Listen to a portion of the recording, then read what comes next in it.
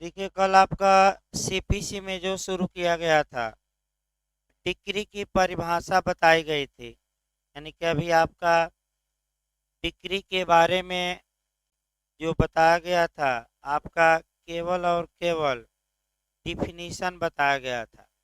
फिर एक बार हम उसको दोहरा दें, तब आपका डिक्री के बारे में आगे बढ़ा जाएगा। देखिए, आपको बताया गया था, फिर एक बार दोहरा दिया जाए 2-4 मिनट, उसके बाद आगे बढ़ा जाए। और सबसे आपका बता दिया जाए, कठिन परिभाषा है ये। यानी कि जो डिक्री की परिभाषा है इधर, वो सबसे कठिन परिभाषा मानी जाती है। तो आपका बताया गया था कि जब भी न्यायालय निर्णय देता है या फैसला देता है, तो फैसले के बाद जो निष्कर्ष वास्तव में निकलता है, वह या तो डिक्री कहलाएगा या आदेश कहलाएगा। तो निर्णय के बाद आपका कब कोई निर्णय से निकला निष्कर्ष डिक्री कहलाएगा, ये हम बताए थे कि अगर वह निष्कर्ष धारा 2 की उपधारा 2 की शर्तों की पूर्ति कर दे, तो उस निर्णय से निकला निष्कर्ष हिंदी में आज्ञप्ति या इंग्लिश में आपका डिक्री कहलाएगा। और अगर धारा 2 की उपधारा 2 की शर्तों की पूर्ति नहीं करता, तो उस निर्णय से निकला निष्कर्ष सदैव क्या कहलाएगा? आदेश। तो हम आपका डिक्री की परिभाषा बता रहे थे कि कब कोई निर्णय से निकला निष्कर्ष डिक्री कहलाएगा।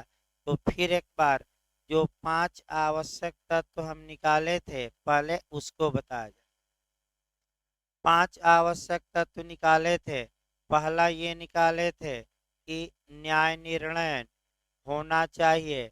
इसका मतलब जगह है, जगह बैठिए। न्याय निर्णयन होना चाहिए, यानी कि डिक्री के लिए यह आवश्यक है कि जो निर्णय दिया गया हो, वह न्यायालय द्वारा दिया गया हो। और इसमें हमने बताया कि अगर प्रशासनिक अधिकारी फैसला सुनाता है, मध्यस्थ सुनाता है, न्यायाधिकरण सुनाता है, सुलहकर्ता सुनाता है, तो इन फैसलों को हम डिक्री नहीं कहेंगे, क्योंकि ये फैसले कोर्ट द्वारा नहीं दिए गए। दूसरा आपका बताया गया था कि ऐसे फैसले या निर्णय की फॉर्मल एक्सप्रेशन हो, औपचारिक अभिव्यक्ति हो। यानी कि डिक्री की जो भी औपचारिकताएं हैं, वह फुलफिल हुई हो। तो डिक्री की औपचारिकताएं कहाँ दी गई हैं? तो प्रारूप सीपीसी के प्रारूप संख्या किसमें बताई गई थी? डी में। यानी कि जो प्रोफार्मा सीपीसी के प्रारूप संख्या डी में दिया गया है, डिक्री उस प्रोफार्मा में होनी चाहिए। तीसरा हमने बताया था कि डिक्री सदैव वाद में पारित की जाती है। यानी कि डिक्री के लिए यह आवश्यक है कि वह मुकदमा जब शुरू हुआ हो, तो उसमें क्या दायर किया गया हो? वाद। वाद शब्द भी बताए थे, परिभाषित नहीं है, लेकिन परिभाषित करने का प्रयास किया प्रिवी काउंसिल ने। केस पूछा जाता है हंसराज गुप्ता, भाई बताया भी गया था कौन सा केस। वाद दायर किया जाएगा वाद पत्र के माध्यम से, ये धारा 26 बताती है सीपीसी की। और वाद दायर करने की प्रक्रिया का उल्लेख कौन सा आर्डर बताता है? 4। अगर न्यायालय में मुकदमा शुरू किया गया है, एप्लीकेशन पर शुरू किया गया है, पिटीशन पर शुरू किया गया है, तो उन मुकदमों में जो फैसले आएंगे, उन्हें डिक्री नहीं कहा जाएगा। तो बार बार मैं बता रहा हूँ कि अगर किसी निर्णय से निकला निष्कर्ष डिक्री नहीं होगा, तो वह माना क्या जाएगा? आदेश। यानी कि वह आदेश। लेकिन अब लेकिन लगाकर भी आपको बताया गया था कि कुछ निर्णय ऐसे हैं जो वाद में नहीं दिए गए हैं, सूट में नहीं दिए गए हैं, फिर भी उन्हें डिक्री माना जाता है। तो वास्तव में डिक्री के आवश्यक तत्व नहीं मिलते, फिर भी जबरदस्ती कानून क्या करता है, उन्हें डिक्री मान लेता है। तो इसी को हम नाम दिए थे डीम्ड डिक्री या मानद डिक्री, उसको हम बताएंगे अभी मानद। इसके बाद चौथा आवश्यक तत्व ये बताया गया था कि न्यायालय द्वारा आपका जो वाद में विवाद है, यानी कि मुकदमे में जो आपका कंट्रोवर्सी है या डिस्प्यूट है, या तो सभी विवादों का निपटारा न्यायालय ने किया हो या कुछ विवादों का, और जो पक्षकार हैं उनके भी अधिकारों का निर्धारण किया है, अवधारण किया है। तो इसमें भी आपका बताया गया कि डिक्री द्वारा सभी विवादों का निपटारा हो भी सकता है, नहीं भी हो सकता। यदि न्यायालय किसी बात पर मौन रह गया है तो ये माना जाएगा कि उस पर भी निर्णय आ चुका है और नया वाद नहीं आप दायर कर सकते। और इसके लिए मैं आपका धारा 11 का स्पष्टीकरण 5 बताया था कि आपको अब नया वाद दायर करने से क्या किया जाएगा, रोक दिया जाएगा। हाँ जवाना बैठे हुए, इसकी बैठे वहीं बैठे, कोई दिक्कत नहीं। इसके बाद फिर हम पांचवा आवश्यक तत्व बताए थे कि ऐसे निर्णय की, थोड़ा नीचे रहे भाई, हाँ थोड़ा सिर नीचे ही रखिए, हाँ बैठे बैठे कोई दिक्कत, थोड़ा लंबे आदमी पीछे देखिए आगे। यानी कि फिर एक बार देखिए, आपका अंतिम आवश्यक तत्व बताया गया था कि आपका ऐसे न्यायिक निर्णय की आपका निश्चय माने निश्चायक ऐसा न्यायिक निर्णय निश्चायक होना चाहिए, कंक्लूसिव होना चाहिए। तो निर्णय निश्चायक कब होता है, अकाट्य कब होता है, जब एक बार साइन कर दिया गया निर्णय, मैंने पहले सुनाया गया भाई, एक बार जब फैसला सुना दिया गया, साइन कर दिया गया, डेट डाल दी गई, तो न्यायालय सामान्यतः अब उस निर्णय में चेंजिंग नहीं ला सकता। लेकिन इसके दो अपवाद मैं बताया था, एक गणतीय और लिपिकीय त्रुटि सुधारी जा सकती है और दूसरा निर्णय को पलटा जा सकता है, सेट एसाइड किया जा सकता है पुनर्विलोकन द्वारा। और इसके लिए मैं बताया था आदेश 20 का नियम 3। तो क्वेश्चन भी बनता है कि सिविल मामलों में दिए गए निर्णय का पुनर्विलोकन हो सकता है, ये कहाँ से उत्पन्न होता है, तो आदेश 20 के नियम 3 से। पुनर्विलोकन पुनर्विलोकन के बारे में सारवान प्रावधान कहाँ है, तो धारा 114। और प्रक्रिया पूछे तो आदेश 47 आगे बताया जाएगा डिटेल में।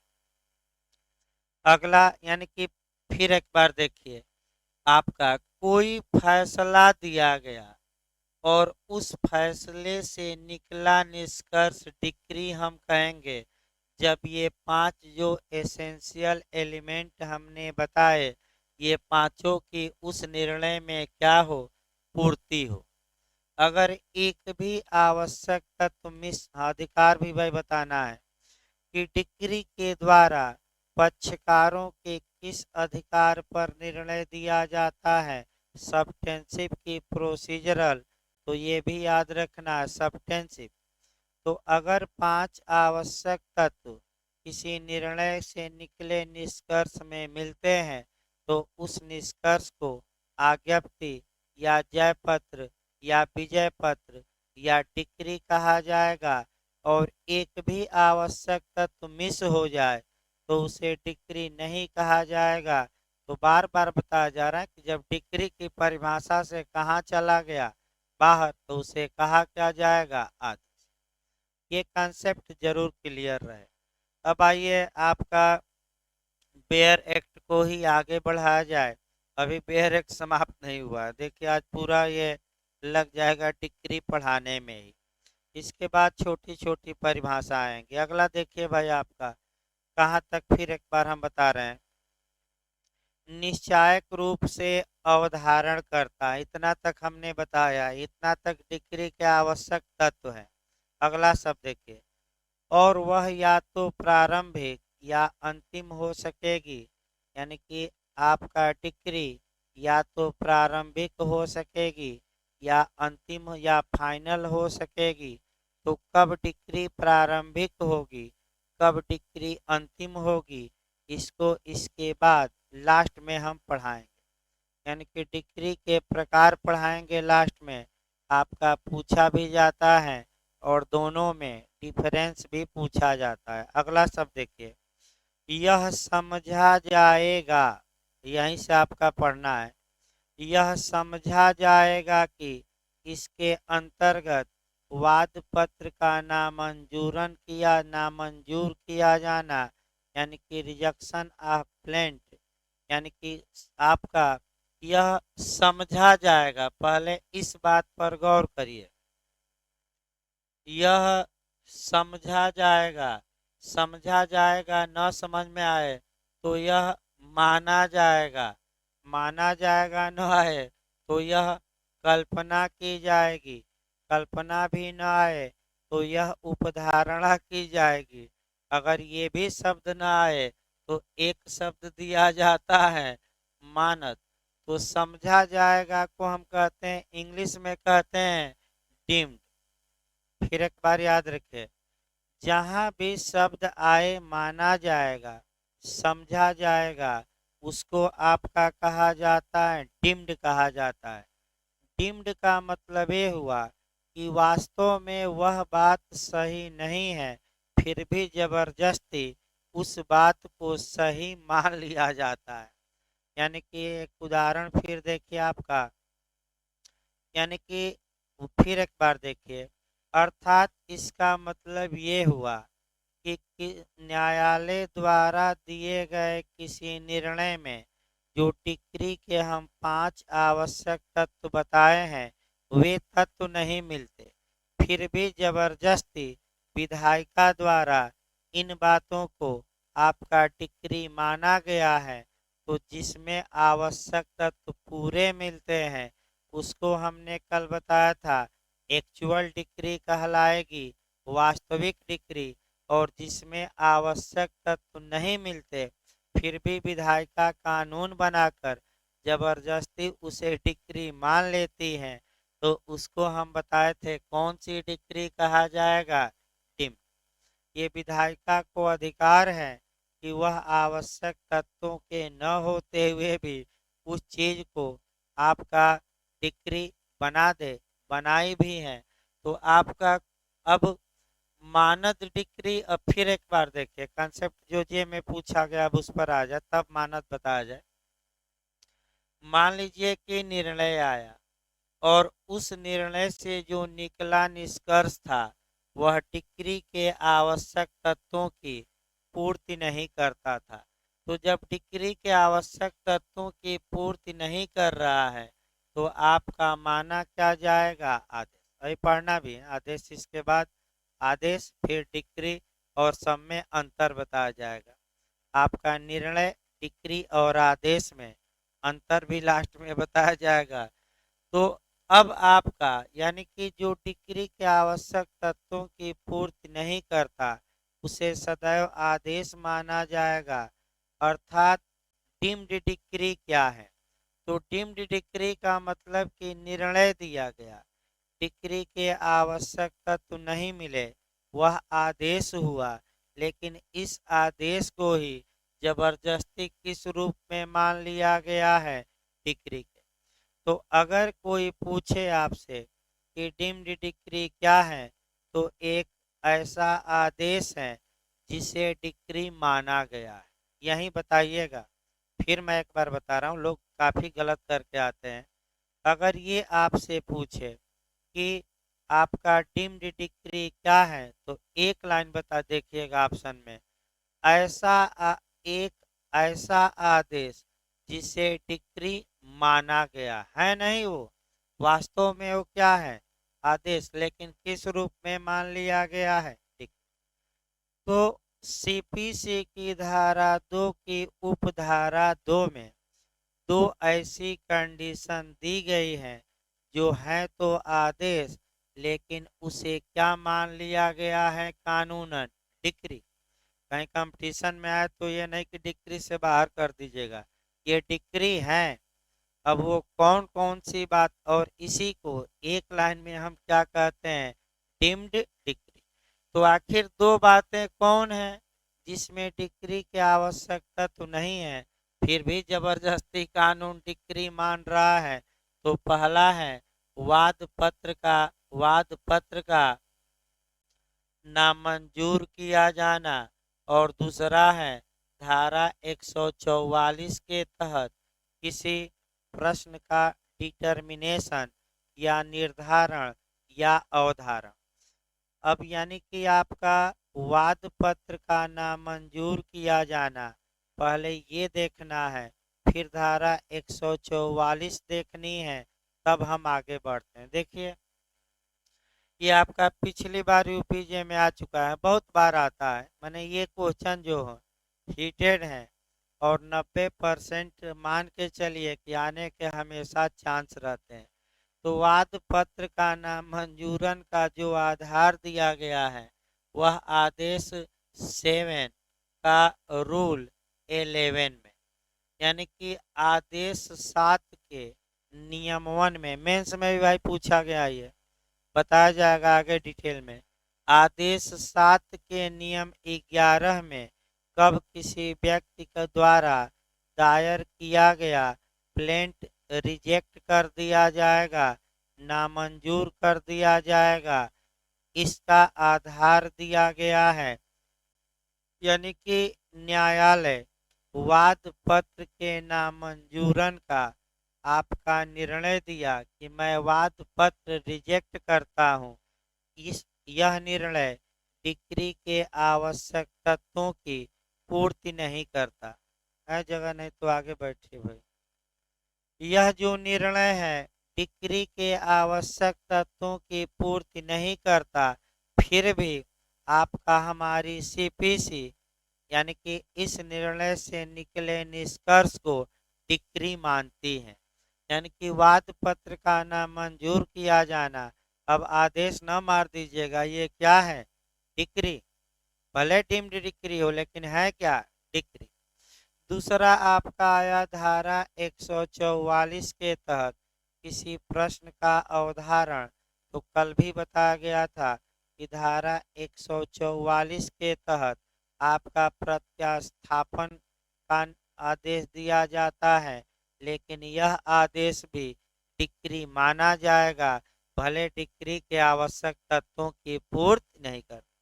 तो फिर एक प्रत्यास्थापन का कल मैं उदाहरण बताया था, फिर मैं एक बार 144 का उदाहरण बताता हूँ भाई।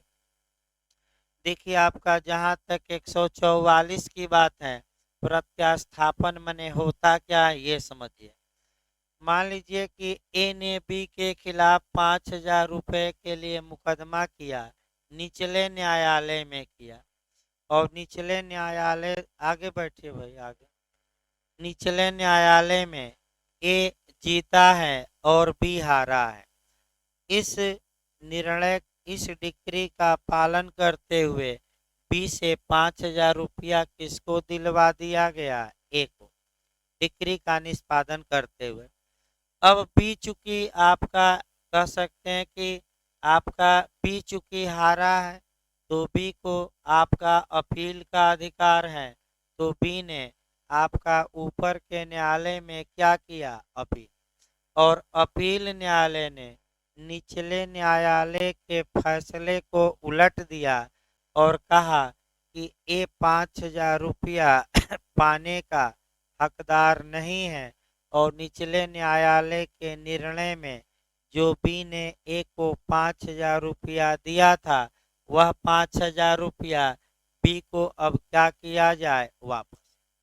तो ये जो आदेश होगा धारा 144 के तहत होगा, ये आपका भले ही डिक्री के आवश्यक तत्वों की पूर्ति न करता हो, लेकिन ये जो प्रत्यास्थापन यानी कि पुनः उस व्यक्ति को पैसा लौटाने का आदेश, जिसने पैसा दे दिया था, ये जो आदेश होगा इसे भी कानून क्या मानता है? डिक्री। तो कौन सी डिक्री हुई? डिम। तो अब आइए, यानी कि वाद पत्र का नामंजूरन भी डिक्री हुआ। धारा 144 के तहत किसी प्रश्न का अवधारण भी डिक्री माना जाएगा, भले वह डीम्ड डिक्री ही क्यों न हो, उससे मतलब नहीं। ये डिक्री है और डिक्री से बाहर न करिएगा। इसके बाद आपका जो सीपीसी में दिया गया है, दो ऐसी कंडीशन है जिसे डिक्री नहीं माना जाएगा। तो फिर वही कहानी, जब डिक्री नहीं माना जाएगा तो वो सदैव माना क्या जाएगा? आदेश। यानी कि दो ऐसी कंडीशन है जिसको कि आपका कानून डिक्री नहीं मानता। अब आगे देखिए भाई, कंडीशन वो देखा जाए।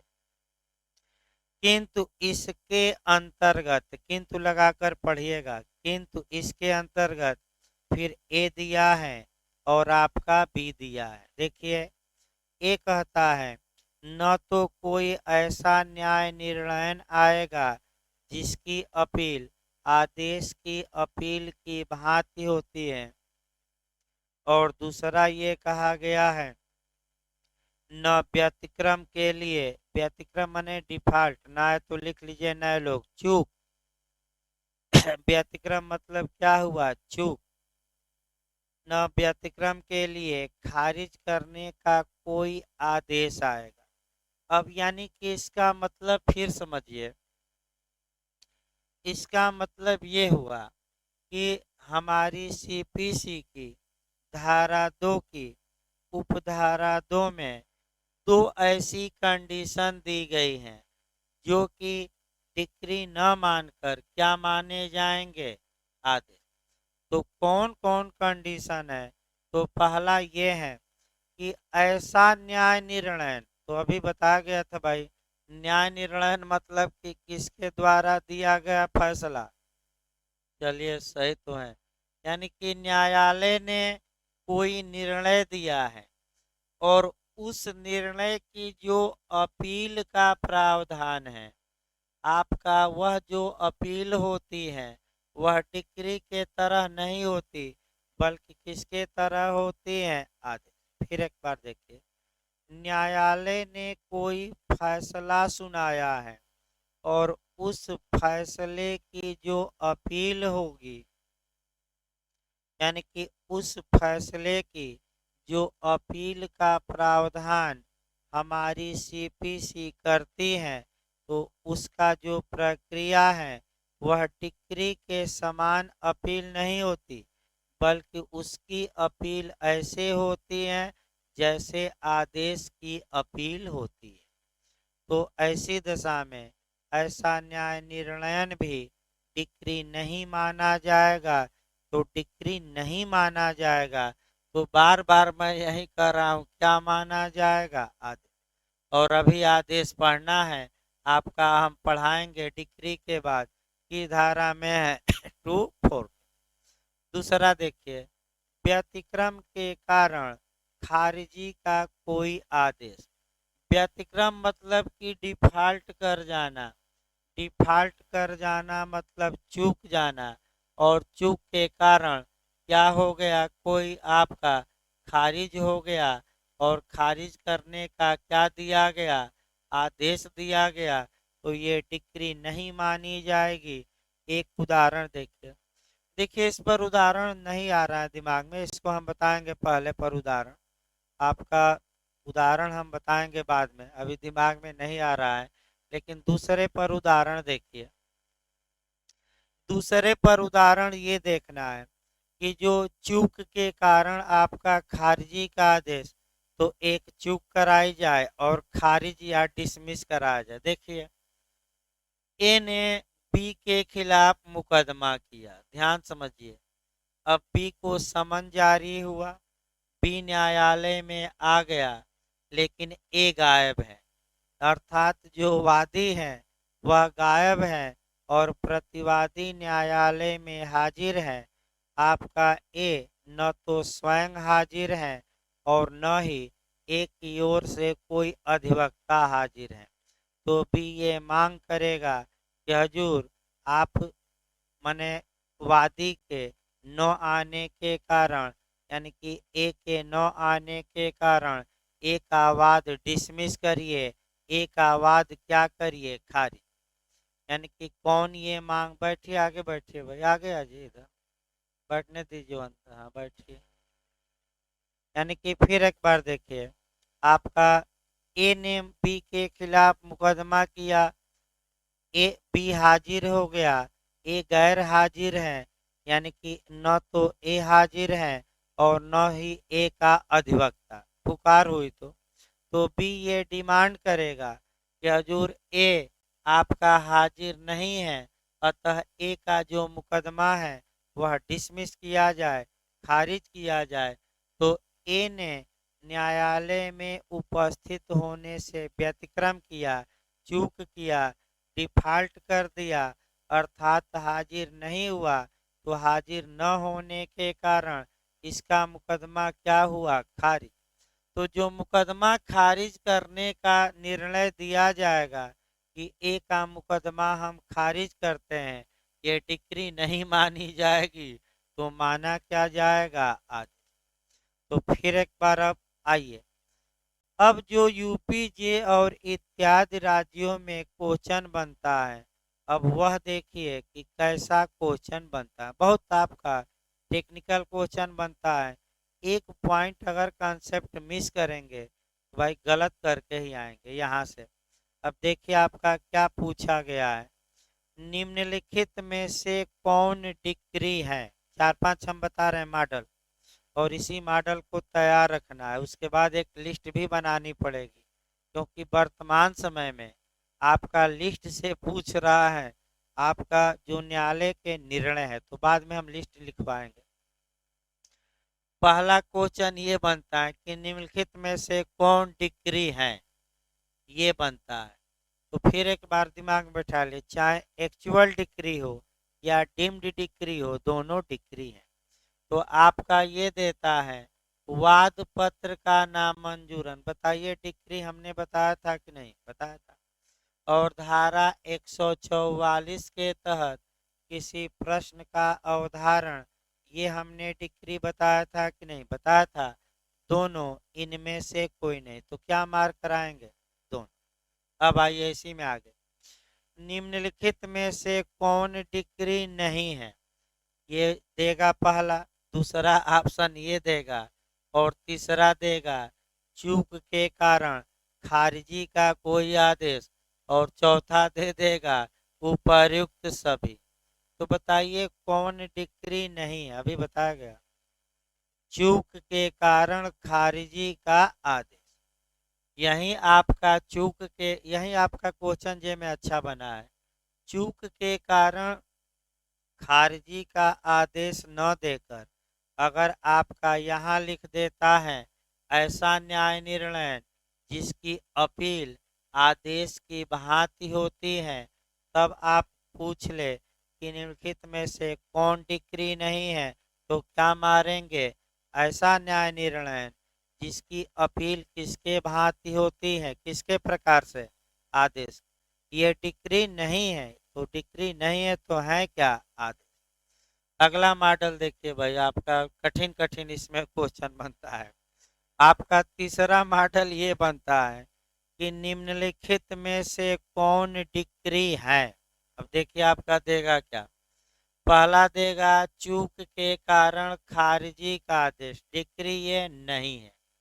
ऐसा न्याय निर्णय जिसकी अपील किसकी भांति होती है, ये भी डिग्री नहीं। वाद पत्र का नामंजूरन, ये डिग्री है, और दे देगा उपर्युक्त सभी, और या इनमें से कोई नहीं। तो जब भी दे, तो अब क्वेश्चन हमने निकाला कि निम्नलिखित में से कौन डिग्री है, तो कौन इसमें डिग्री है, वाद पत्र का नामन। अब जाकर आप साल पेपर में देखिएगा, अब गलती की संभावना, अगर इतना मॉडल जान लिए तो गलती की संभावना नहीं रहेगी।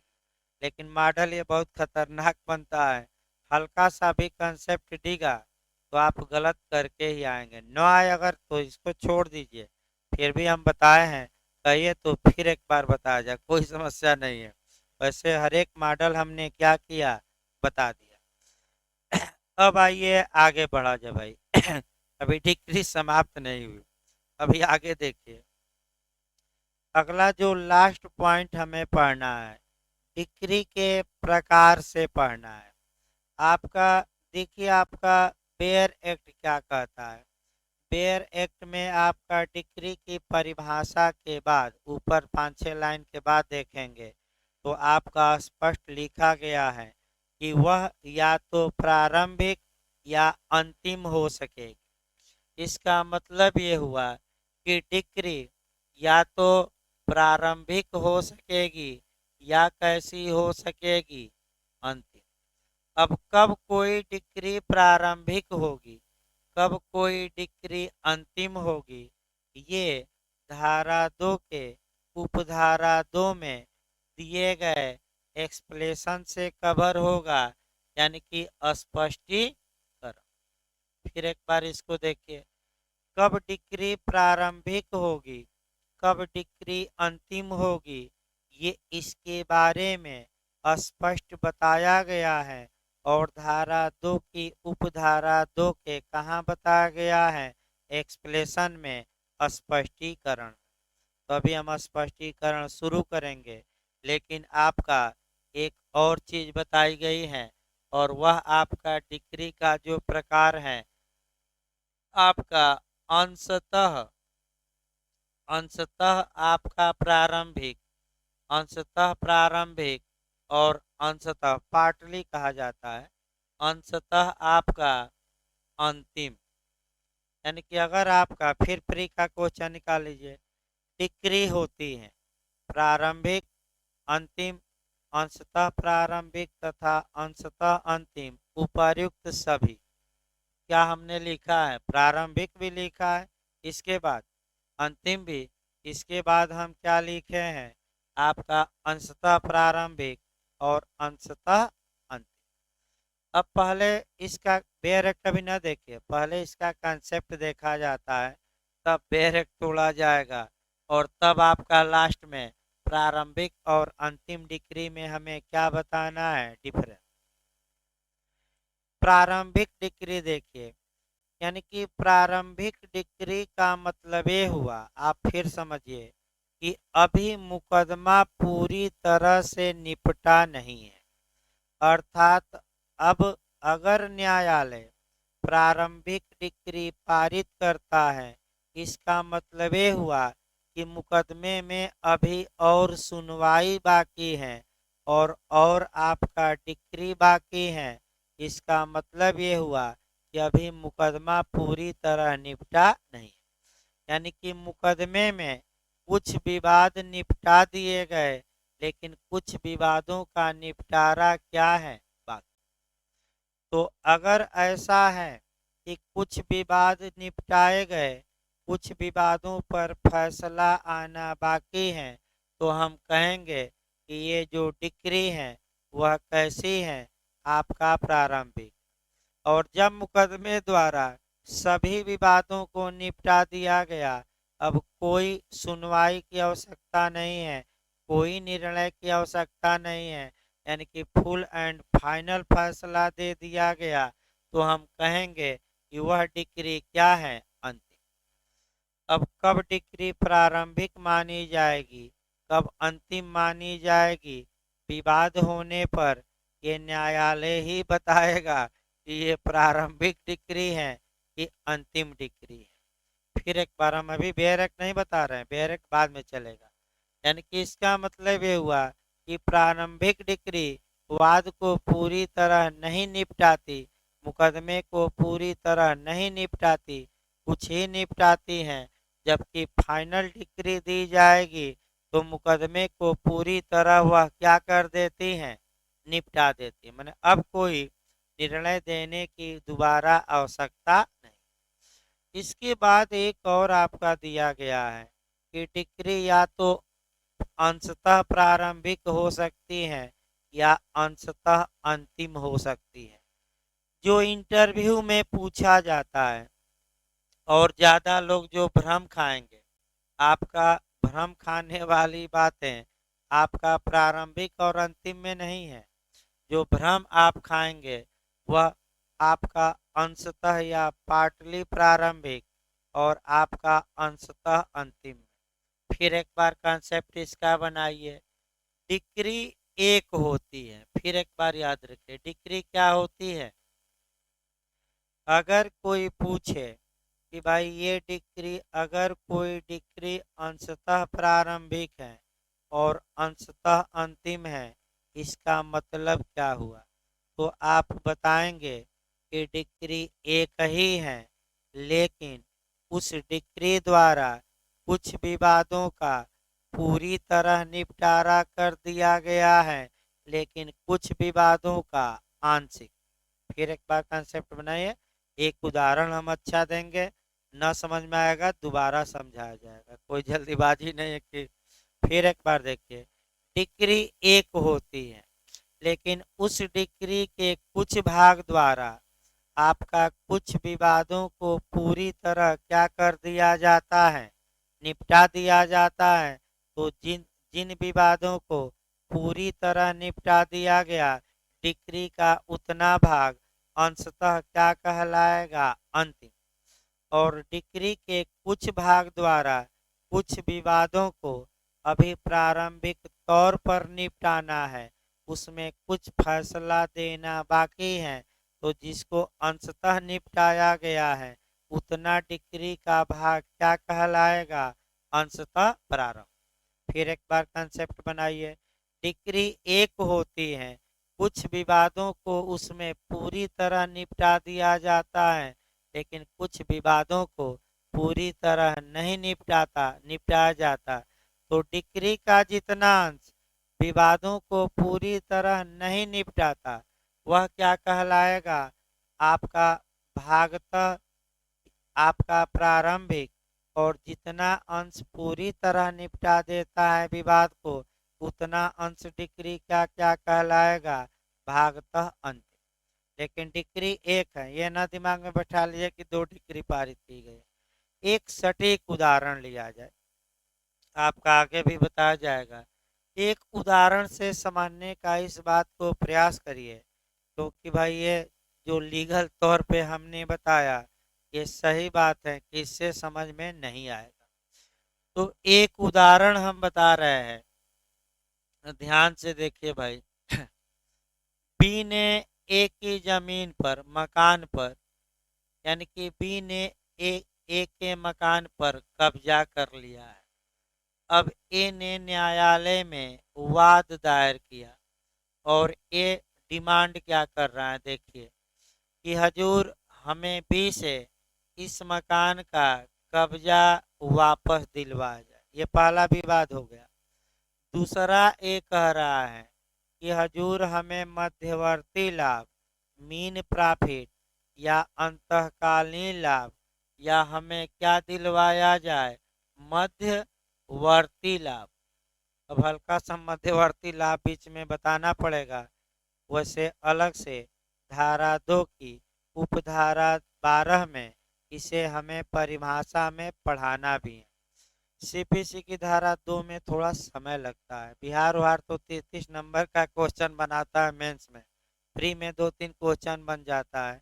तो भाई घबराइए ना, सीपीसी है आपका, अच्छे से पढ़िए, क्योंकि सबको समस्या इसी में है। आपका मैं बता दूं, संविधान, आईपीसी, सीआरपीसी, एविडेंस तो कुछ न कुछ आता है, सीपीसी कम आता है। एक सीपीसी कम आता है, दूसरा जूरिस्प्रूडेंस कम आता है। तो भाई जूरिस्प्रूडेंस का नोट्स भी हैं, आपका लेक्चर भी पर्याप्त है एक एक डिटेल में। लेकिन अब आपका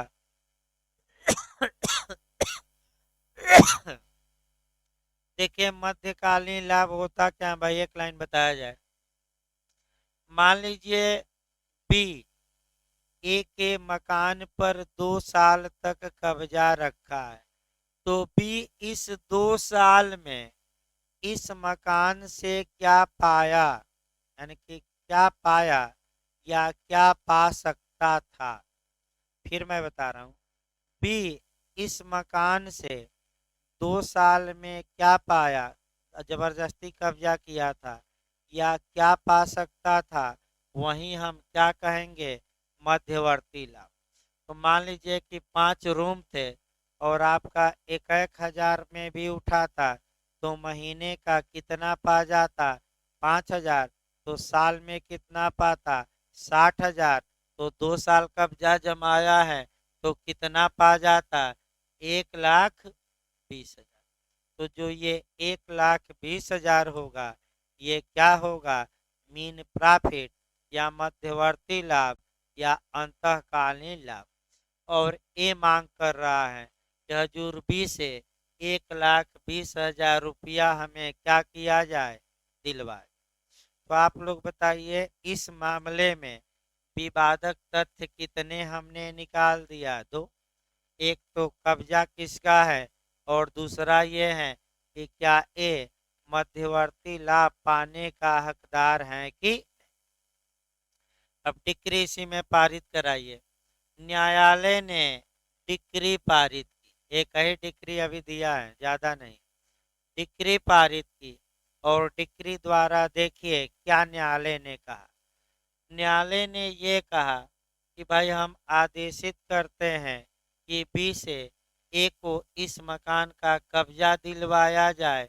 तो आप लोग ये बताइए, जो कब्जे के बारे में डिस्प्यूट था, विवाद था, अभी बचा है कि पूरी तरह निपट गया। नहीं, फिर एक बार देखिए। न्यायालय ने बी को आदेशित किया कि तुम ए को कब्जा दे दो और ए कब्जे का हकदार है। तो अब जो कब्जे का विवाद था, इस निर्णय के बाद निपट गया कि बचा है, निपट गया। क्योंकि न्यायालय ने आपका डिक्री पारित कर दी है पूरी तरह कि बी ए को इस मकान का क्या दे, कब्जा। यानी कि दूसरा देखिए, लेकिन उसी डिक्री में, उसी अलग से डिक्री नहीं, उसी डिक्री में न्यायालय ने ये भी कहा है कि ए मध्यवर्ती लाभ पाने का हकदार है। यानी कि बी से ए को क्या दिलवाया जाएगा, मध्यवर्ती लाभ। लेकिन कितना दिलवाया जाएगा, इसकी जांच की जाएगी और इस पर फैसला हम क्या देंगे, बात।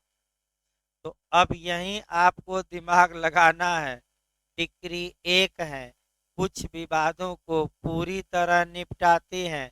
तो कौन सा इसमें विवाद पूरी तरह निपट गया, कब्जे का।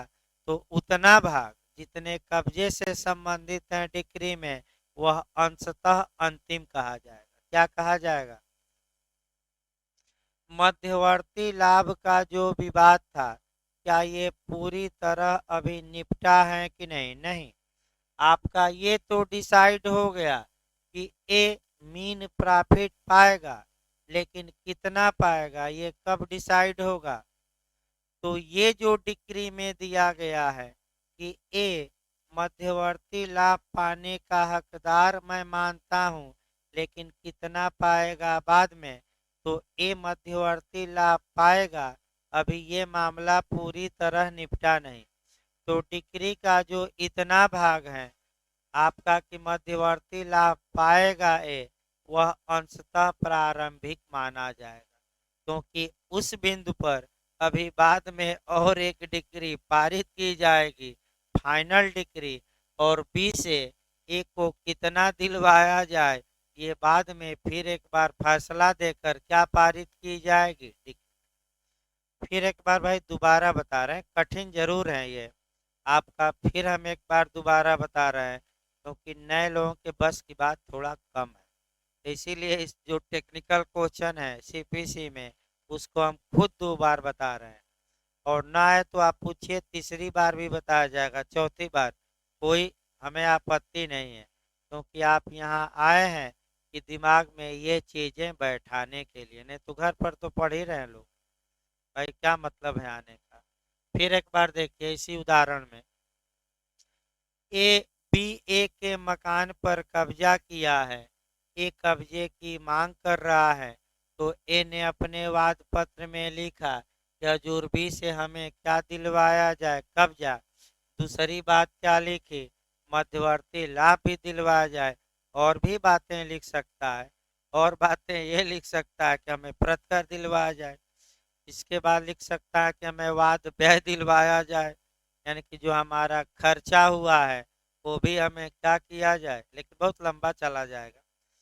अब आइए, अब न्यायालय ने आपका ए के फेवर में निर्णय दिया, डिक्री पारित की। डिक्री एक ही है, दोनों कह दीजिएगा है। एक ही डिक्री में आपका दो बातों का निर्धारण किया। पहली बात ये कहा कि बी ए को कब्जा दे दे, तो कब्जे का विवाद पूरी तरह क्या हो गया, निपट गया। तो ये जो डिक्री का इतना भाग होगा ये अंशतः अंतिम होगा, यानी कि डिक्री का कुछ हिस्सा ये क्या हो गया, अंतिम रूप से मामले को क्या कर दिया, निपटा दिया। लेकिन ये कहा है कि मध्यवर्ती लाभ बी से ए तो पाएगा, लेकिन कितना पाएगा ये हम कब बताएंगे, बाद। तो जब बाद में बताएंगे तो क्या मध्यवर्ती लाभ के बारे में विवाद पूरी तरह निपट गया कि नहीं, नहीं। तो मध्यवर्ती लाभ पाएगा ये डिसाइड हो गया, तो आपका डिक्री का उतना भाग अंशतः क्या माना जाएगा, प्रारंभिक। और अंशतः जो प्रारंभिक डिक्री है उस मामले में फाइनल डिक्री पारित की जाएगी, और बी से ए को कितना दिलवाया जाएगा पैसा, ये इसके बाद जो डिक्री यानी कि अंतिम डिक्री पारित की जाएगी उसमें निर्धारण किया जाए। अब कोई समस्या हो तो बताइए, नहीं तो भाई आगे बढ़ा जाए। अब आइए बेयर एक्ट की भाषा देखिए। अभी तो आपका समझाया गया उदाहरण से, अब बेयर एक्ट की भाषा को कवर किया जाए कि बेयर एक्ट क्या कहता है। देखिए बेयर एक्ट की भाषा भाई आपका, देखिए आपका स्पष्टीकरण से उठाना है। डिक्री तब प्रारंभिक होती है जब वाद के पूर्ण रूप से निपटा दिए जा सकने के पहले आगे और कार्यवाहियां की जानी है, और वह तब अंतिम होती है जबकि ऐसा न्याय निर्णय वाद को पूर्ण रूप से निपटा देता है, और वह भागतः प्रारंभिक या भागतः अंतिम हो सकेगी। तो भागतः प्रारंभिक और भागतः अंतिम हमने बता ही दिया। तो अब आइए, जो डिक्री के ये प्रकार दो बचे हैं उसमें हमें देखना है प्रारंभिक डिक्री और अंतिम डिक्री। जहाँ तक बेयर एक्ट की बात है, अगर हम बेयर एक्ट पर ध्यान दें तो बेयर एक्ट क्या कहता है, यानी कि किसी न्यायालय द्वारा दिए गए डिक्री को प्रारंभिक डिक्री हम तब कहेंगे जबकि उस मामले में विवाद को पूरी तरह अभी निपटाया नहीं जा सका है, अर्थात विवाद तो निपटा लेकिन अभी उस मामले में आगे और कार्यवाही बाकी है। तो ऐसी डिक्री को हम कौन सी डिक्री कहेंगे, प्रारंभ। न्यायालय प्रारंभिक डिक्री पारित करने के लिए बाध्य नहीं है। न्यायालय चाहे तो पारित कर सकता है, और चाहे तो पारित करने से क्या कर सकता है, इनकार।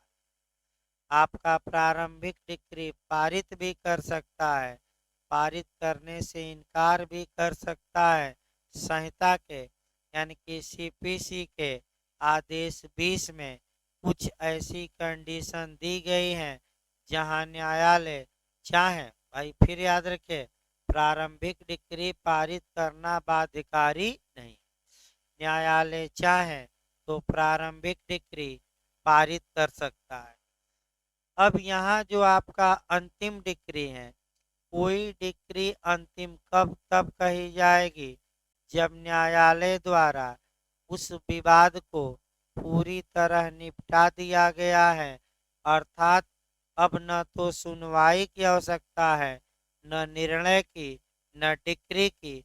न्यायालय ने जितने विवाद थे उसको पूरी तरह मामले को क्या किया है, निपटा दिया। अब कब कोई न्यायालय प्रारंभिक डिक्री पारित किया है, कब कोई न्यायालय अंतिम डिक्री पारित किया है, इसका निर्धारण आपका न्यायालय स्वयं करता है। विवाद होने पर पक्षकार अपने मन से नहीं करते, यानी कि इसका निर्धारण कौन करता है, तो इसका निर्धारण खुद कोर्ट करता है। आपके बस की बात नहीं, आप अपना निर्वचन करते रहिए। आपका कई उदाहरण मिल सकते हैं, जैसे कि आपका अंतःकालीन लाभ और कब्जा में भी आपका प्रारंभिक डिक्री और आपका, देखिए आपका इसी में उदाहरण भाई, उसी उदाहरण को हम फिर देखते हैं। आपका देखिए ए बी कब्जा वाला उदाहरण देखिए, माने प्रारंभिक और अंतिम डिक्री भी इसी उदाहरण पर हम सेट करते हैं। सेम उदाहरण है जो इसके पहले दिया गया था। ए ने डिमांड की है कि हजूर हमें बी से क्या दिलवाया जाए, कब्जा, और फिर आपका मांग किया है कि कब्जा तो दिलवाया ही जाए, इसी के साथ साथ क्या दिलवाया जाए, मीन प्रॉफिट या अंतःकालीन लाभ। न्यायालय ने डिक्री पारित किया और डिक्री पारित करके ये कहा कि एक कब्जे का हकदार है और ए को हम कब्जा दिए जाने की डिक्री पारित करते हैं, लेकिन ए मीन प्रॉफिट पाने का हकदार है कि नहीं, ये हम बाद में तय करें। फिर एक बार देखिए, देखिए थोड़ा बहुत अंतर है अंशतः प्रारंभिक, अभी हम अंशतः पर भी आएंगे, पहले ये उदाहरण फिर से एक बार देखिए। न्यायालय ने ये डिक्री पारित की कि ए कब्जे का हकदार है और बी से ए को कब्जा दिलवाया, लेकिन जो दूसरी डिमांड है कौन सा, मीन प्रॉफिट का, न्यायालय ने ये कहा कि बाद में हम तय ये करेंगे, आगे सुनवाई करके ये तय करेंगे क्या बी से ए मध्यवर्ती लाभ पाने का हकदार है कि नहीं। तो आप लोग खुद बताइए, आपका ये जो डिक्री है क्या विवाद को पूरी तरह निपटा दी, नहीं। किस विवाद को पूरी तरह निपटा दी है, कब्जे का, और अभी कुछ पर फैसला आना क्या है बाकी, तो किस पर फैसला आना बाकी है, मध्यवर्ती लाभ। अब इसी को थोड़ा अंशतः प्रारंभिक और अंशतः अंतिम पर गौर करिए, एक ही शब्द में अंतर है, फिर हम एक बार बताएंगे। अंशतः प्रारंभिक और अंशतः अंतिम डिक्री में डिक्री एक होती थी, कुछ विवादों को पूरी तरह निपटा दिया जाता था और कुछ विवादों को निपटाया तो जाता था लेकिन आंशिक तौर पे। तो अगर आपका डिक्री एक है और कब्जा आपका एक को दिए जाने का आदेश दिया गया, तो ये डिक्री का भाग हमने क्या बताया था, अंशतः अंतिम, क्या बताया था। लेकिन न्यायालय ने एक और बात की है कि ए बी से मध्यवर्ती लाभ पाने का हकदार है। अब कितना पाएगा ये हम क्या करेंगे बात। तो जो ये डिक्री का इतना पार्ट था मध्यवर्ती लाभ, वह अंशतः क्या हमने बताया था, प्रारंभ। लेकिन फिर एक बार बैक होइए, आपका फिर एक बार आराम से देखिए, जो हम प्रारंभिक और अंतिम डिक्री बता रहे हैं अब उसमें आइए। न्यायालय ने ये निर्णय तो दे दिया कि एक कब्जे का हकदार है बी से एक को कब्जा दिलवाया जाए, तो ये विवाद कब्जे का पूरी तरह क्या हुआ, निपट गया।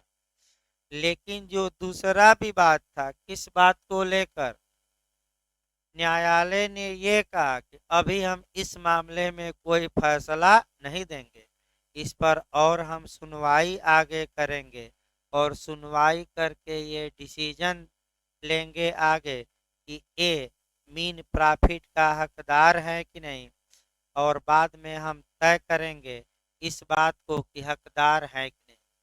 देखिए अंशतः प्रारंभिक में न्यायालय ये मान चुका था कि ए मीन प्रॉफिट का क्या है हकदार। लेकिन आपका इस उदाहरण में अभी न्यायालय ने ये नहीं माना है कि ए हकदार है कि नहीं, अभी बाद में ये क्या किया जाएगा है।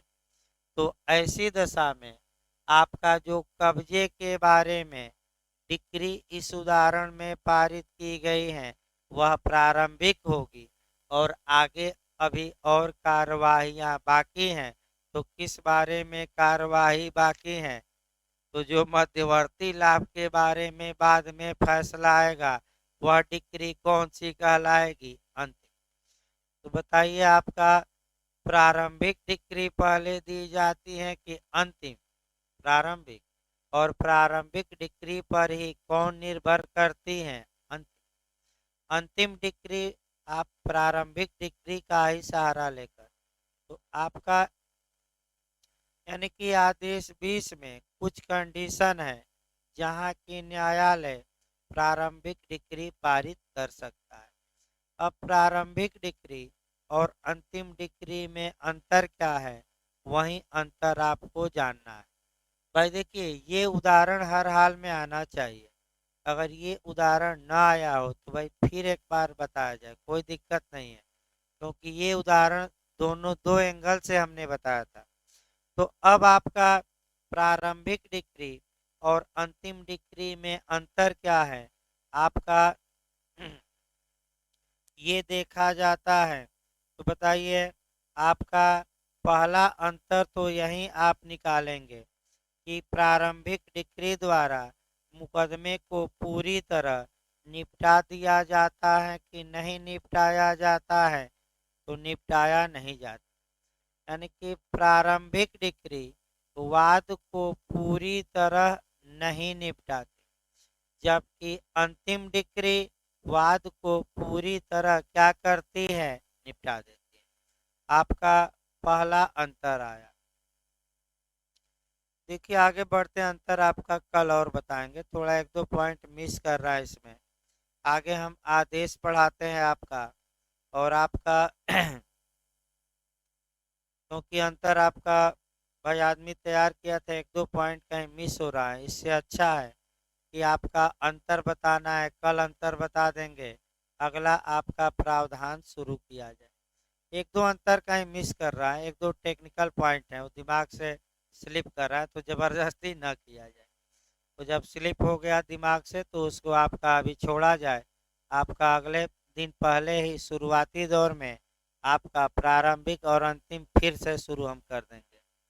आइए आपका आगे चला जाए। आपका अगला पॉइंट हम देखते हैं, आदेश। ध्यान से देखिए भाई, अब जो हमें पढ़ना है आदेश पढ़ना है, और आदेश की परिभाषा आपका दी गई है 214 में। ध्यान से अब समझिए, यानी कि आपका ध्यान से समझना है। आपका फिर एक बार कंसेप्ट बनाइए। न्यायालय ने फैसला या जजमेंट या निर्णय दिया, और निर्णय से आपका निष्कर्ष निकलेगा। निर्णय से क्या निकलेगा? निष्कर्ष। अगर उस निर्णय से निकला निष्कर्ष धारा 2 की उपधारा 2 की शर्तों की पूर्ति कर दे तो उसे हमने क्या बताया था? डिक्री। और न्यायालय ने निर्णय तो दिया है, लेकिन वह निर्णय धारा 2 की उपधारा 2 की शर्तों की पूर्ति नहीं करता, तो उसे हम क्या कहेंगे? आदेश। तो आपका निर्णय की परिभाषा हम बता चुके हैं किसमें? 29। डिक्री की परिभाषा 22, और आदेश की परिभाषा 240। अब आदेश बेर निकाल लीजिए, तब आपका देखिए भाई, आदेश छोटा है बहुत, मैंने ये लंबा नहीं चलेगा। आपका देखिए, आदेश से सिविल न्यायालय के किसी विनिश्चय की प्रारूपिक अभिव्यक्ति अभिप्रेत है जो डिक्री नहीं है। अब आइए, यानी कि जो आदेश पारित किया जाता है वह सिविल न्यायालय ही करता है। सिविल न्यायालय किसी बिंदु पर विनिश्चय करता है किसी प्रश्न का अवधारण करता है, किसी मामले में निर्णय देता है, उसका फॉर्मल एक्सप्रेशन भी करता है। लेकिन यही है कि आपका वह जो निर्णय है सिविल न्यायालय का, वह डिक्री की परिभाषा में सेट न हुआ हो, यानी कि सिविल न्यायालय द्वारा दिया गया ऐसा विनिश्चय जो डिक्री की परिभाषा में नहीं आता, उसी को हम क्या कहेंगे? आदेश। इसको थोड़ा सीआरपीसी से कोरिलेट करिए। जो ये नकारात्मक बातें हैं वह आपका, यानी कि जो आदेश की परिभाषा दी गई है वो पॉजिटिव नहीं है, वह क्या है? निगेटिव। यानी कि एक लाइन में हम कह सकते हैं कि जो डिक्री नहीं है वही क्या है? आदेश। लेकिन दिया किसने है? सिविल न्यायालय ने, दूसरे प्राधिकारी ने नहीं। सिविल न्यायालय ने किसी बिंदु पर विनिश्चय किया है, उसका फॉर्मल एक्सप्रेशन भी किया है, लेकिन वह डिक्री की शर्तों की पूर्ति नहीं करता, तो कहा क्या जाएगा? आदेश। अर्थात डिक्री की परिभाषा नहीं, आदेश की परिभाषा पॉजिटिव दी गई है कि निगेटिव, तो किस भाषा में है? निगेटिव। आदेश अभी हम बताते हैं, पहले एक को रिलेट कर लिया जाए। इसी प्रकार की परिभाषा सीआरपीसी में समन मामले और वारंट मामले की दी गई। सीआरपीसी की धारा 2W में समन मामला और 2X में वारंट मामला। 2W ये बताता है कि समन मामले का मतलब क्या हुआ, तो जो वारंट मामला नहीं है वही क्या है? समन मामला। तो आदेश में भी तो वही कहा जा रहा है कि जो डिक्री नहीं है वही क्या है? आदेश। तो भाई अब कौन डिक्री नहीं है? तो डिक्री के लिए देखना पड़ेगा धारा 2 की उपधारा 2, और जो वहां से बाहर निकल जाएगा वह 214 में क्या माना जाएगा? आदेश। याद किए रहिए। तो आपका वारंट मामला किस में परिभाषित है? सीआरपीसी में 2 है। तो अब आइए आदेश को डिटेल में देखा जाए। जहां तक आदेश की बात है, आपका आदेश भी न्यायालय द्वारा ही दिया जाता है। आदेश द्वारा पक्षकारों के अधिकारों का निश्चायक रूप से अवधारण हो भी सकता है, नहीं भी हो सकता। आदेश आपका याचिका पर भी दिया जा सकता है, प्रार्थना पत्र पर भी, वाद में भी दिया जा सकता है।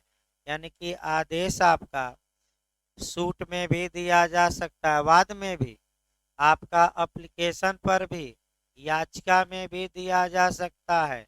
आदेश याद रखिएगा तीनों में।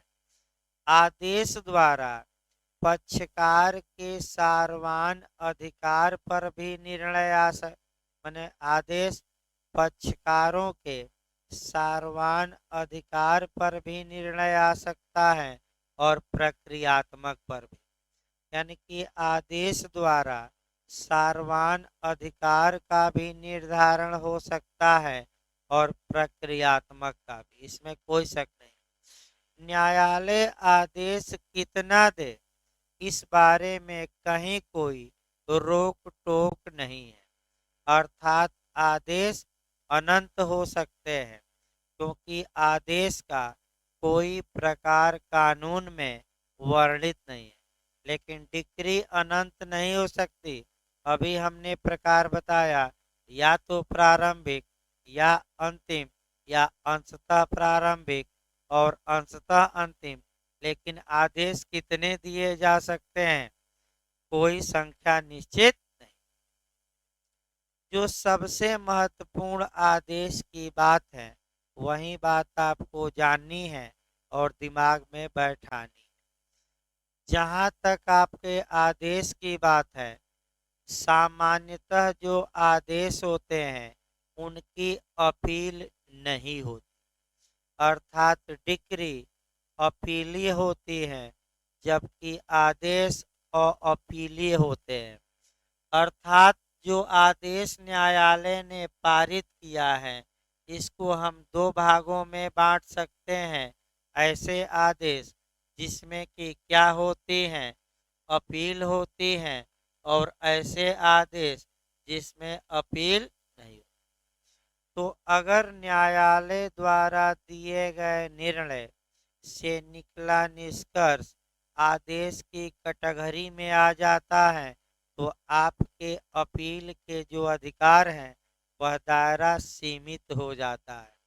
तो आदेश दो प्रकार का हमने बांटा, कौन कौन? एक ऐसा आदेश जिसकी क्या हो सकती है, अपील, और एक ऐसा आदेश जिसकी अपील। अब कॉन्सेप्ट बनाइए फिर एक बार। सामान्यतः प्रत्येक डिक्री की प्रथम अपील होती है, यानी कि अगर निचले न्यायालय ने डिक्री पारित की है तो उसकी अपील या शिकायत ऊपर के न्यायालय में कर सकते हैं। जबकि अगर आदेश पारित किया है तो जनरली उसकी अपील नहीं होगी जब तक कि कानून द्वारा अपीलीय उसे न बनाया गया हो। यानी कि जब तक कानून ये न कहता हो कि आप इस आदेश की अपील कर सकेंगे, तब तक वह आदेश अपीलीय नहीं हो। अब जो नया मॉडल कंपटीशन में बन रहा है, पहले नहीं बनता था, नया मॉडल अंदर जाकर बन रहा है। अब किस आदेश की अपील होगी और किसकी नहीं होगी, अब उसके लिए थोड़ा मेहनत ज़्यादा करनी पड़ेगी। उसके लिए जो लिस्ट है वह आपको रट्टा मारना पड़ेगा। तो आपका अभी तो कंसेप्ट चल रहा हो तो आगे बताया जाएगा भाई आदेश, यानी कि किन आदेशों की अपील होगी। तो केवल और केवल उन आदेशों की अपील होगी जिनका वर्णन धारा 104 के क्लाज 1 में दिया गया। देखिए कैसे पढ़ा जाता है। यदि न्यायालय ने आदेश दिया है तो क्या हम उच्चतर न्यायालय में उसके खिलाफ शिकायत कर सकते हैं कि नहीं? सभी आदेशों की नहीं। तो किन किन आदेशों की एक लिस्ट दी गई है, वह लिस्ट कहाँ है? तो जो लिस्ट कहाँ दी गई है, धारा 104 के किस क्लाज में? 1। इसके बाद और भी लिस्ट दी गई है आदेश 43 के रूल 1, यानी कि आदेश 43 के नियम 1 में आपका आदेश 43 के नियम 1 में उन आदेशों को स्पष्ट लिखा गया है जिनकी क्या हो सकती है, अपील। और तीसरा पॉइंट, ऐसे आदेशों की अपील हो सकती है जिन्हें आपका सीपीसी में कहीं अन्य जगहों पर क्या किया गया है, उनके लिए अपील का प्रावधान। तो अब आप लोग बताइए किन आदेशों की अपील हो सकती है। तो पहला नियम आया जिनका उल्लेख किस धारा में है, 104 के किस क्लाज वाइज पढ़िएगा, 2 ना मार दीजिएगा, किस क्लाज में, 1 में। और वे आदेश कहाँ दिए गए हैं जिनकी अपील हो सकती है, तो आपका आर्डर 43 के रूल 1। वहीं से क्वेश्चन अंदर से पूछ रहा है, लिस्ट एक है, आपका लिस्ट खतरनाक है। अगर चाहते हैं कि भाई कंपटीशन न रुके तो वहीं 1-2 नंबर से जिनका रुकता है तो हम लिस्ट लिखवाएंगे भी बाद में, वो लिस्ट रट्टा मार कर जाइएगा। लेकिन जो क्वेश्चन आ चुके हैं वह मॉडल हम बता देंगे, नए क्वेश्चन कैसे बनेंगे वो मॉडल। लेकिन अगर बिल्कुल नया बन जाए तो आपको लिस्ट में कुछ बातें मेन मेन क्या करनी पड़ेंगी, तैयार। और तीसरा किन आदेशों की अपील होगी, जिन्हें नियमों द्वारा अपीलीय बनाया गया है, यानी कि सीपीसी में प्रथम अनुसूची में 51 आदेश थे। अगर कहीं ये लिखा गया हो कि न्यायालय द्वारा दिए गए इस आदेश की क्या हो सकेगी, अपील, तो उसकी भी हो सकेगी। अब उसकी भी लिस्ट हम बाद में बताएंगे, अभी तो परिभाषा चल रही है। इस प्रकार जो आदेश की परिभाषा थी वो छोटी थी, समाप्त हो। अब लास्ट में जो हमें देखना है डिफरेंस बहुत पूछा जाता है मेंस में, प्री में भी। डिक्री और आदेश में क्या अंतर है, अंतर भी निपटा दिया जाए। देखिए भाई, आपका 5 मिनट 7 मिनट लगेगा, लेकिन मेंस के लिए बहुत महत्वपूर्ण है, मैं बता दूं।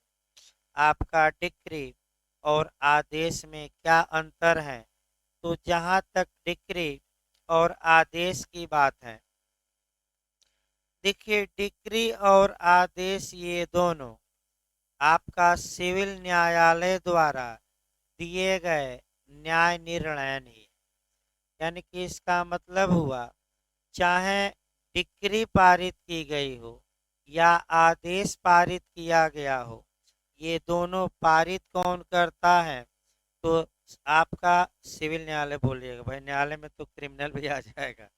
ये पारित कौन करते हैं, तो सिविल न्यायालय ही। और ये सिविल न्यायालय द्वारा दिए गए निर्णय ही हैं, लेकिन फिर भी इसमें जो मुख्य अंतर है वह अपील को लेकर है, निश्चितता को लेकर है और संख्या को लेकर है। यानी कि जो मूल अंतर है इसमें, वह अपील को लेकर है, आपका निश्चितता को लेकर है और आपका संख्या को लेकर है। फिर एक बार हम बता रहे हैं, आपका डिक्री और आदेश दोनों सिविल न्यायालय द्वारा दिए गए निर्णय होते हैं, लेकिन फिर भी इसमें मुख्य अंतर है। और मुख्य अंतर किनको लेकर है, आपका अपील को लेकर, निश्चितता को लेकर, अधिकार को लेकर और संख्या को लेकर। तो आपका एक एक अंतर बताइएगा। और आपका, अब आप लोग कुछ तो आप लोग अब याद ही कर लिए हैं, और 5-6 अंतर आप बता देंगे अपने आप। देखिए, हम केवल पूछेंगे। सबसे पहले परिभाषा उठाइएगा। डिक्री की परिभाषा कहाँ दी गई है, टू टू। तो जो परिभाषा 4 लाइन है, आपका उस परिभाषा को लिखना पड़ेगा अपनी भाषा में कि डिक्री आपका क्या है। तो आपका न्याय डिक्री न्याय निर्णय की प्रारूपिक अभिव्यक्ति है, जिसके द्वारा वाद में के जो विवाद हैं उसमें के पक्षकारों के अधिकारों को, माने सभी या कुछ विवादों को पक्षकारों के अधिकारों का निश्चायक रूप से क्या किया जाता है, निर्धारण। अपनी भाषा में लिखना, बेर की भाषा में नहीं। आदेश की परिभाषा कहाँ दी गई है, 214। ये पहला अंतर हो गया, अभी बताया भी गया था। अब दूसरा अंतर देखिए भाई, आप बताइए। अब दूसरा अंतर हमें ये देखना है कि आपका, पहले तो अपील पर अभी ना जाइए, जितना पढ़े हैं उतना देखिए। डिक्री सदैव किसमें पारित की जाएगी, बताइए। वाद में कि आपका आवेदन पर कि याचिका पर कि तीनों पर, तो क्या बताया गया था, केवल और केवल वाद। तो दूसरा अंतर याद रखिए, डिक्री केवल और केवल वाद में पारित की जाएगी। अर्थात इसका मतलब ये हुआ कि डिक्री केवल उन्हीं मामलों में पारित की जाएगी जिन मामलों की शुरुआत सूट फाइल करके की गई है, वाद दायर कर। चलिए आदेश बताइए। आदेश वाद में भी दिया जा सकता है, आवेदन पर भी दिया जा सकता है, और पिटीशन यानी कि याचिका पर भी, प्रार्थना पर भी, पत्र पर भी कोई दिक्कत नहीं। एक चौथा अंतर आपने बता दिया। दूसरा, तीसरा अंतर आइए। चलिए आप लोग खुद बताइए, कल बताया भी गया था कि डिक्री के द्वारा पक्षकारों के किस अधिकार पर फैसला किया जाता है, सारवान की प्रक्रियात्मक सारवान। तो तीसरा अंतर आप खुद बता रहे हैं कि डिक्री के द्वारा पक्षकारों के कैसे अधिकार का निश्चय निर्धारण किया जाता है, सारवान। और आदेश है तो दोनों हो सकता है, सारवान अधिकार पर भी आदेश दिया जा सकता है, और किस पर, प्रक्रियात्मक। भाई किस पर दिया जा सकता है, प्रक्रियात्मक। चौथा आइए, डिक्री के प्रकार बता दीजिए चौथे अंतर में। डिक्री 3 प्रकार, भाई 4 कहाँ से आ गया अभी? अभी बताया भी गया तो 4 प्रकार कहाँ से आ गया, इसीलिए कहा जा रहा दिमाग। अरे भाई, एक प्रारंभिक बताया गया, दूसरा अंतिम बताया गया, और तीसरा एक ही है भाई, अंशतः प्रारंभिक और अंशतः अंतिम। तो 4 कहाँ से आ गया? तो यानी कि डिक्री 3 प्रकार की होती है, आपका तीनों हम बता दिए। अब बताइए, क्या हमने आदेश का कोई प्रकार बताया था? तो आदेश कानून द्वारा आदेश का कोई प्रकार विहित नहीं है। हाँ, वो अलग बात है कि आदेश अंतरिम हो सकता है, अंतिम हो सकता है, वो अलग बात है, लेकिन कानून हमारा कहीं प्रकार नहीं बताता। हाँ, इंटरिम आर्डर, फाइनल आर्डर हो सकता है, ये आप कह सकते हैं, लिख सकते हैं, लेकिन सीपीसी कहीं प्रकार का वर्णन नहीं करता। तो चौथा अंतर हो गया। पांचवा अंतर आइए, पांचवा अंतर आपको ये देखना है कि डिक्री के द्वारा जो सार्वभौम अधिकार पर निर्णय आता है, तो वह आपका जो अधिकार निश्चय निर्धारण किया जाता है, वह किस नेचर का होता है? निश्चय। निश्चय का मतलब अकाट्य, लेकिन आदेश निश्चायक हो भी सकता है और नहीं। अर्थात इसका मतलब ये हुआ कि न्यायालय अगर कोई आदेश पारित किया है, तो जब मन आए तब उस आदेश को क्या कर सकता है? रद्द। क्योंकि निश्चायक प्रकृति का वह हो भी सकता है और नहीं भी। न्यायालय जब चाहे तब उसको क्या कर सकता है? रद्द। कोई इसमें दिक्कत नहीं भाई, डिक्री इतना आसानी से रद्द नहीं होगी। तो 5 अंतर आपने बता दिया। छठवां देखिए भाई, यानी कि 5 अंतर तो आपने खुद बता दिया, और 2-3 अंतर और बचे। 5 में तो किसी को कोई दिक्कत नहीं है, बताइए। अब 2-3 अंतर जो है वो आपके दिमाग में बैठाना है अलग से, वहीं आप लोग अभी नहीं पढ़े हैं, शॉर्टकट में बताया गया। अब आइए, जो 2 या 3 अंतर है आपका, वह मुख्य रूप से जानना है। मुख्य रूप से जानना है, अपील को लेकर 2 अंतर जानना है। आपका आपका 5 हुआ था, छठवां और सातवां, यानी कि अपील को लेकर। फिर एक बार समझिए, सामान्यतः अगर न्यायालय द्वारा दिए गए निर्णय से निकला निष्कर्ष डिक्री है, तो ये सामान्यतः उस डिक्री के खिलाफ फर्स्ट अपील या प्रथम अपील हो सकेगी। यानी कि डिक्री सदैव अपीलीय होती है, यानी कि डिक्री सदैव क्या होती है? अपीलीय। अब इसको सेक्शन से जोड़ेंगे, कौन से सेक्शन से? 96 से। जब तक कि कानून में प्रथम अपील को रोका न गया हो, उस डिक्री की प्रथम अपील होगी।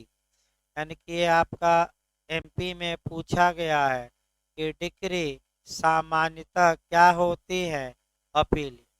अब यही आपको थोड़ा नया दिख रहा होगा, तो सेक्शन वाइज भी हम चल रहे हैं। कौन सा सेक्शन? छान प्रथम अपील। जबकि आदेश सामान्यतः अपीलीय नहीं होते, जब तक कि कानून द्वारा स्पष्ट रूप से उन आदेशों की अपील का प्रावधान न किया गया हो। यानी कि फिर एक बार देखिए, अगर न्यायालय द्वारा दिए गए निर्णय से निकला निष्कर्ष डिक्री है, तो उसकी प्रथम अपील होगी, जब तक कि कानून अपील पर रोक न लगाया। यानी कि डिक्री सदैव अपीलीय होती है। और ये हम कौन सा सेक्शन बता रहे हैं? 96। अब आदेश अभी हमने बताया था, सामान्यतः आदेश अपीलीय होता है, उसकी प्रथम अपील भी नहीं हो सकती। लेकिन कब हो सकती है? जब कानून ने उसके अपील का प्रावधान स्पष्ट रूप से क्या किया हो। तो आखिर कौन सी धारा और कौन सा आदेश उन आदेशों का उल्लेख करता है जिनकी अपील हो सकती है। तो अभी हमने बताया था धारा 104 का कौन सा क्लास 1 में वो लिस्ट दिया गया है, और आदेश 43 के किस रूल में 1, और अन्य जगह नियम बनाए गए हों अपील का। आगे डिटेल में चलेगा, अभी उतना नहीं जानना है। अंतिम जो अंतर हम बता रहे हैं उस पर गौर करिए। जहां तक डिक्री की बात है, अब आपका धारा 100 पढ़ना पड़ेगा। धारा 100 ये बताती है कि अगर किसी मामले में विधि का सारवान प्रश्न अंतर्वलित हो तो डिक्री की सेकेंड अपील हो सकेगी, और सेकेंड अपील या द्वितीय अपील कहाँ होती है, ये एमपी ज़्यादा पूछा जाता है। तो द्वितीय अपील डिक्री की किस धारा के तहत 100, और कहाँ होगी, हाई कोर्ट में केवल, लोअर कोर्ट में नहीं।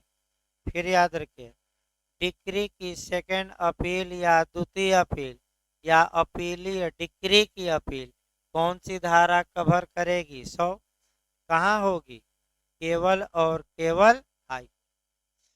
जहां तक यानी कि कुल मिलाकर डिक्री की द्वितीय अपील का भी प्रावधान है, और कौन सी धारा में है, 100। लेकिन जहां तक आदेश की बात है, आदेश की द्वितीय अपील नहीं होगी, और आपका तुरंत 104 का खंड 2 पढ़ना है। तो कौन सी धारा, प्री के लिए बहुत अच्छा क्वेश्चन है कि कौन सी धारा आदेश के सेकंड अपील पर रोक लगाती है। तो कौन सी धारा मार कर आएंगे, सीपीसी की धारा 104 का कौन सा क्लास 2। यानी कि अब बताइए किसकी सेकंड अपील हो सकेगी और किसकी नहीं होगी, डिक्री की होगी कि नहीं, आदेश की। तो कौन सी धारा कहती है कि डिक्री की सेकंड अपील हो सकेगी, और कौन सी धारा कहती है कि आदेश की सेकंड अपील नहीं होगी। 104 का कौन सा खंड, डिक्री की सेकंड अपील कहाँ होगी, हाई कोर्ट। कौन सी धारा, 100। इस प्रकार 7 अंतर हो गया। किसी के मन में संदेह हो तो आप बताइए।